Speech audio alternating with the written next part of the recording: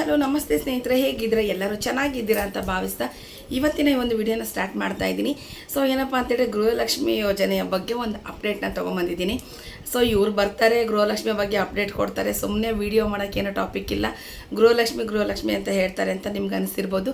So ನಮಗೂ ಎಷ್ಟೇ ಅಪ್ಡೇಟ್ಗಳು ಬಂದರೂ ನಾವು ಇಲ್ಲಿ ಗೃಹಲಕ್ಷ್ಮಿ ಯೋಜನೆಯ ಬಗ್ಗೆ ಹೇಳಬೇಕಂದ್ರೆ ನಮಗೆ ಬೇಜಾರು ಬರೋ ರೀತಿ ಆಗಿಬಿಟ್ಟಿದೆ. ಯಾಕಂತ ಹೇಳಿದರೆ ಸುಮಾರು 3-4 ಕಂತಿಗೆ ಒಂದು 6 ತಿಂಗಳಿಂದಂತೂ ಹಣ ಕರೆಕ್ಟಾಗಿ ಬರ್ತಾನೆ ಇಲ್ಲ. ಗೃಹಲಕ್ಷ್ಮಿ ಯೋಜನೆ ಹಣ ಬರ್ತಾನೆ ಇಲ್ಲ. ನಮ್ಮ ಹತ್ರ ಹಣ ಇಲ್ಲ, ನಾವು ಇನ್ನೊಂದು 2 ತಿಂಗಳು ಕೊಡಲ್ಲ, 3 ತಿಂಗಳು ಕೊಡಲ್ಲ, ಅದನ್ನು ಬಿಟ್ಟು ಕೊಡ್ತೀವಿ ಅಂತ ಹೇಳಿದರೆ ಸೊ ಯಾರೂ ಕೇಳೋಕ್ಕೆ ಹೋಗಲ್ಲ. ಅಥವಾ ಇಲ್ಲ ಕರೆಕ್ಟ್ ನಾವು ಇವತ್ತಿನ ಡೇಟಿಗೆ ಬಿಡುಗಡೆ ಮಾಡ್ತೀವಿ ಅಂತ ಹೇಳಿದರೆ ಜನ ಅದ್ರ ಮೇಲೆ ಅದು ಸ್ಟಿಕ್ ಆನ್ ಆಗ್ತಾರೆ. ಗೃಹಲಕ್ಷ್ಮಿ ಯೋಜನೆ ಹಣದ ಬಗ್ಗೆ ಏನಂತ ಹೇಳಿದರೆ ಇಲ್ಲ ನಾವು ಇಂಥ ಡೇಟಿಗೆ ಕೊಡ್ತೀವಿ ಅನ್ನೋದನ್ನಾದರೂ ಹೇಳಬೇಕು.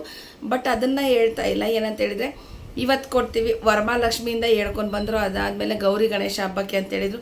ವರಮಹಾಲಕ್ಷ್ಮಿ ಶುಕ್ರವಾರ ದಿನ ಸಂಜೆಗೆ ಇನ್ನೇನು ಹಣ ಬಂದುಬಿಡುತ್ತೆ ಅಂತ ಎಲ್ಲರೂ ಹೇಳಿದ್ವಿ. ಬಟ್ ನಿಮಗೆ ₹1 ಹಣ ಬರಲಿಲ್ಲ ಅನ್ನೋ ನಮಗೆ ಗೊತ್ತಿದೆ. ಇದು ಹೆಂಗಾಗಿದೆ ಅಂತ ಹೇಳಿದರೆ ಸೊ ಅವ್ರು ಕೊಡೋ ಸ್ಟೇಟ್ಮೆಂಟ್ಗಳನ್ನ ನಾವಿಲ್ಲಿ ಹೇಳಿ ಯೂಟ್ಯೂಬರ್ಸ್ಗೆ ಮಾಡೋ ಕಂಟೆಂಟ್ ಇಲ್ಲ, ಗೃಹಲಕ್ಷ್ಮಿ ಹಿಡ್ಕೊಂಡು ಕೂತ್ಕೊಂಡಿದ್ದಾರೆ ಅನ್ನೋ ರೀತಿ ಆಗಿಬಿಟ್ಟಿದೆ. ಸೊ ಖಂಡಿತವಾಗ್ಲೂ ಯಾರು ಆ ಥರ ಭಾವಿಸ್ಬೇಡಿ.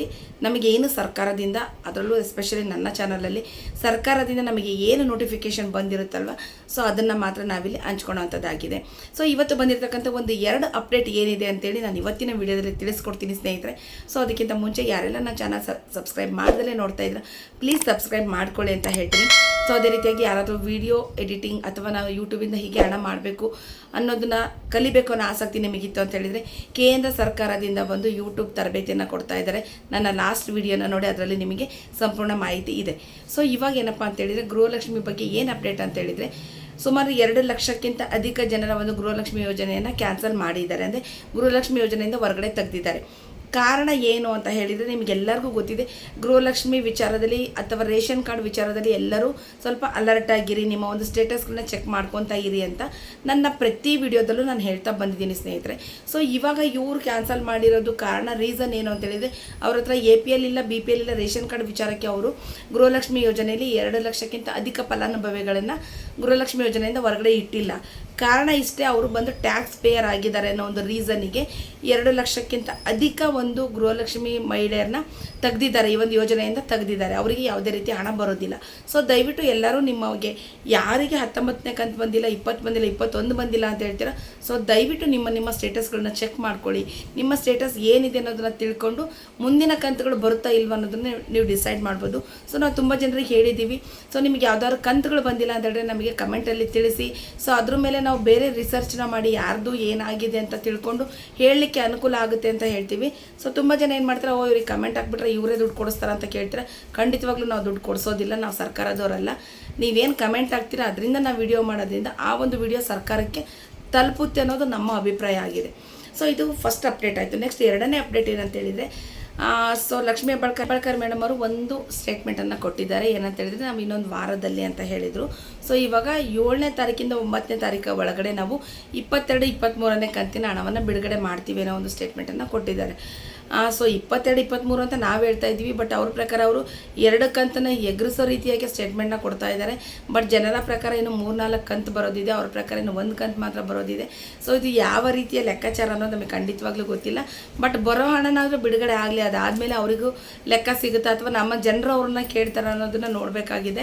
ಕರೆಕ್ಟಾಗಿ ಹೇಳ್ಬೇಕಂದ್ರೆ 21ನೇ ಕಂತವರೆಗೂ ರಿಲೀಸ್ ಆಗಿದೆ. 21ನೇ ಕಂತು ಸುಮಾರು ಜನರಿಗೆ ಬಂದಿಲ್ಲ. ಇನ್ನು 22, 23, 24 ಬರಬೇಕು. ಅದರಲ್ಲಿ 22, 23ನ್ನ ನಾವು ಸೆಪ್ಟೆಂಬರ್ 7ರಿಂದ 9ನೇ ತಾರೀಕು ಒಳಗಡೆ ಬಿಡುಗಡೆ ಮಾಡ್ತೀವಿ ಅಂತ ಕೆಲವೊಂದು ಮೂಲಗಳಿಂದ ಅವರು ಸ್ಟೇಟ್ಮೆಂಟನ್ನು ಕೊಟ್ಟಿರೋದು ಆಗಿದೆ. ಸೊ ಇದು ನಿಜವಾಗ್ಲೂ ಬಿಡುಗಡೆ ಮಾಡ್ತಾರಾ ಮಾಡೋದಿಲ್ವಾ ಗೊತ್ತಿಲ್ಲ. ಮತ್ತು ಇನ್ನೊಂದು ಸ್ಟೇಟ್ಮೆಂಟಲ್ಲಿ ಕಳೆದ ವಾರ ಹೇಳಿರೋ ಪ್ರಕಾರ ಅವರು ನಾವು ಇನ್ನೇನು ದಸರಾ ಹಬ್ಬ ಬಂತು, ದಸರಾ ಹಬ್ಬಕ್ಕೆ ಬಿಡುಗಡೆ ಮಾಡ್ತೀವಿ ಅಂತ ಹೇಳಿದರು. ಇದು ತುಂಬ ಗೊಂದಲ, ನಮಗೆ ವಿಡಿಯೋ ಮಾಡೋದಕ್ಕೆ ಗೊಂದಲ ಅನ್ನಿಸ್ತಾ ಇದೆ. ಯಾಕಂತ ಹೇಳಿದರೆ 7ನೇ ತಾರೀಕಿಂದ 9ನೇ ತಾರೀಕು ಒಳಗಡೆ ಬಿಡುಗಡೆ ಮಾಡ್ತಾರಾ ಅಥವಾ ದಸರಾ ಹಬ್ಬಕ್ಕೆ ಕೊಡ್ತಾರ ಅನ್ನೋದು ಗೊತ್ತಿಲ್ಲ. ಬಟ್ ಹೋಪ್ ಅವ್ರು ಹೇಳಿರೋ ಪ್ರಕಾರ 7ನೇ ತಾರೀಕಂದರೆ ನಾಳೆಯಿಂದ ಬಿಡುಗಡೆ ಮಾಡಲಿಕ್ಕೆ ಸ್ಟಾರ್ಟ್ ಮಾಡಿದರೆ ಸೊ ನಮ್ಮ ಫಲಾನುಭವಿಗಳ ಖಾತೆಗೆ ಬರಲಿಕ್ಕೆ ಇನ್ನೂ 1 ವಾರ ಆಗುತ್ತೆ. ಅಲ್ಲಿಗೆ ಇನ್ನೇನು ದಸರಾ ಹಬ್ಬ ಹತ್ರ ಬಂದುಬಿಡುತ್ತೆ. ಸೊ ಅವ್ರು ಹೇಳಿರೋ ಪ್ರಕಾರನೇ ನಾವು ಕಾದು ನೋಡಬೇಕಾಗುತ್ತೆ ಸ್ನೇಹಿತರೆ.